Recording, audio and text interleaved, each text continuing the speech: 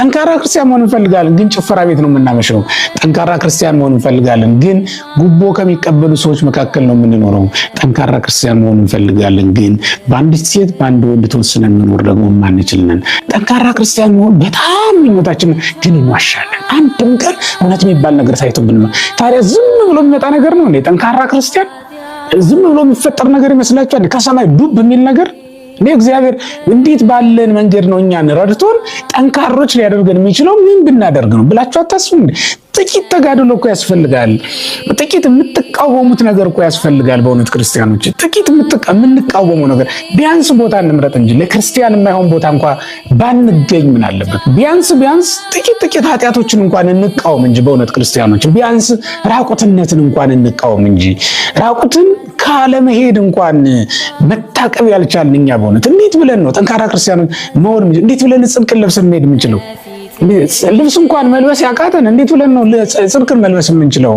ከሰው ጋር እንኳን መኖር ያቃተን እንዴት ብለን ነው ከክርስቶስ ጋር መኖር የምንችለው?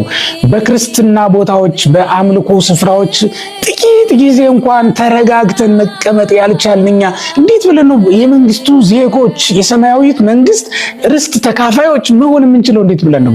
በጣም እኮ ነው የሚሰቀጥጠን በአምልኮ ስፍራዎች ላይ ጥቂት ጊዜ መቆየት። እዚያ ካፌ ላይ ተቀምጠን ረጅም ጊዜ የምናሳልፍ ሰዎች የአምልኮ ስፍራዎች ላይ ግን አንድ አቡነ ዘበሰማያት ለመድገም በጣም ረጅም ይሆንብናል። እየተጓዝን አይደለም የምንጨርሰው። ብዙዎቻችን ጸሎት እየተጓዝን እኮ ነው የምንጨርሰው። ጉባኤ ተጀምሮ እስኪያልቅ የሚቆዩ በጣም ጥቂቶች ናቸው። በምን አቅማችን ያንን ማናደርገዋለን?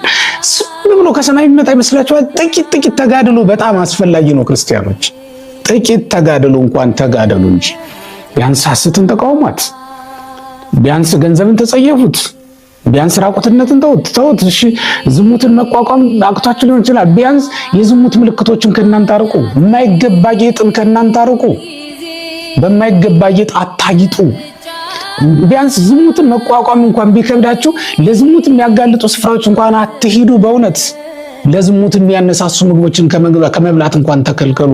ሰውነታችሁን ከዝሙት ኃጢአት ሊያርቅላችሁ የሚችል ጾምና ጸሎትን እንኳን ውደዷት። በእውነት ክርስቲያኖች እኛ እንዲሁ ዝም ብለን ያለ ተጋድሎ እንዲሁ ዝም ብሎ ሊመጣ እንደው አንዳንድ ሰዎች ሀብታም መሆን ነው የሚፈልጉት እንጂ እንዴት ሀብታም መሆን እንደሚቻል ሲነግሯቸው ደግሞ ወደ ኋላ የሚያፈገፍጉ ሰዎች አሉ።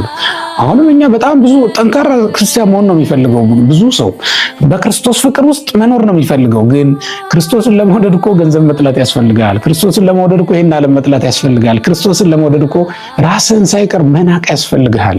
የታለ ናቀው? ራስህን እያከበር ክርስቶስን ማክበር